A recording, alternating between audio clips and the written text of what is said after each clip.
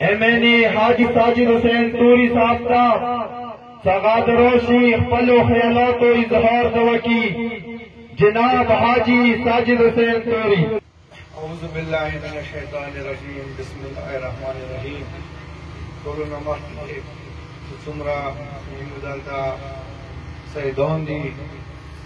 और अवै सरासरा सुमरा दा औलियाओ मनुन की दी परमिना दी तूरी दी बंगाफ दी वरगजी दी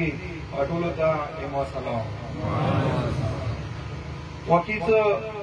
कुसूद थोरेजना तासे दरना रवाना है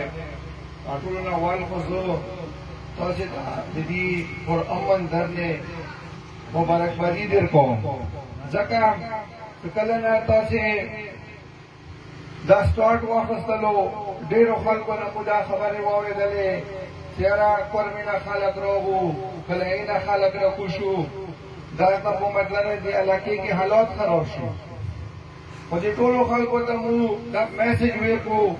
खुदा बिल्कुल पर अमन मज़ाहिरान है पल हुकूक दो पारा है कि इंशाअल्लाह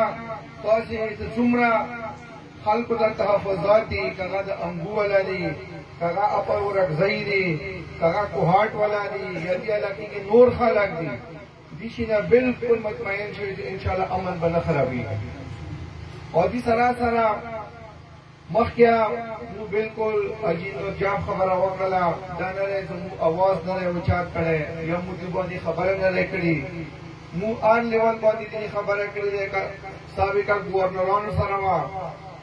कचेरी बदिया दे कोर कमांडर सरवा या इंटेलिजेंस वाला सरवा या कोम मौजूदा जीओसी से नास्ते दिसरा खबर आवा दिसरा बाकायदा मु आर मीटिंग की दा खबर करी दे ओ अवै तरह तम जवाब दाओ तेरा मु लोकल दिकी जरगा रवाना करी दे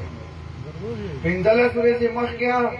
मो बाकायदा जीओसी से सरा मीटिंग हो शोलो अब मीटिंग के अगमत ना यकीन रोकलो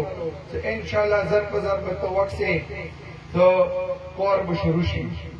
लकचंगे कैसे खबर वकला वकी से मुतमक के पातम नवा दाखल का पातवा समय बुजुर्ग और ज़हरात है सिद्ध खलील बाबा ने और मास बाबा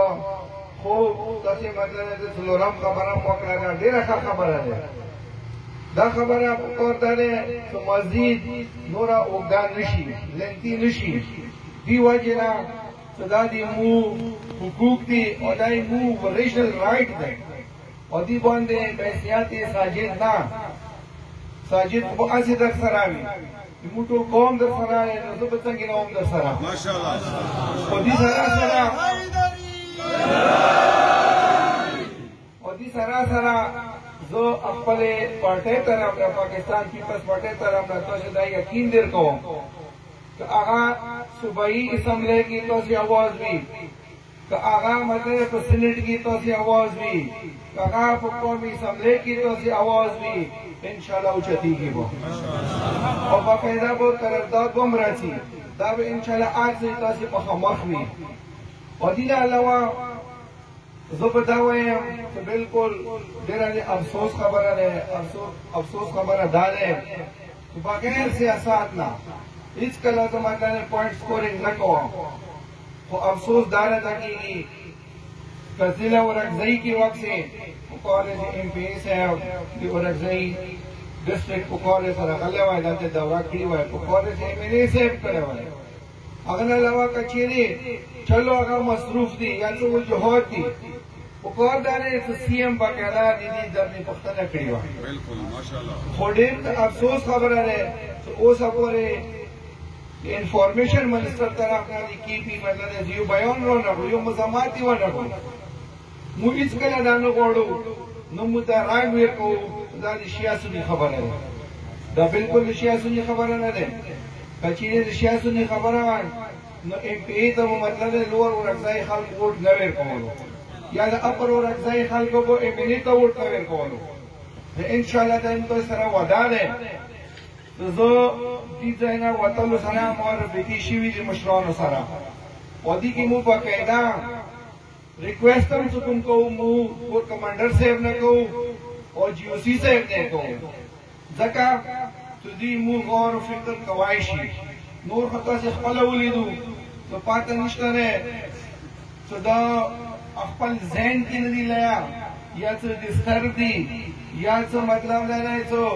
موضوع کې راغلي دي چې دومره غوټ او دومره دې غوټې مطلب درنې پوښتنه نه کوي نو انشاءالله مو امید لرو ډېر کم وخت کې به مو سره انشاءالله جیوسي صاحب هم رابطه کوي او کور کمانډر صاحب هم انشاءالله رابطه کوي او مو امید لرو چې په دې څلورو ضرورتونو باندې به انشاءالله کار شروع کېږي او دې سره سره انشاءالله اول خو امید لرو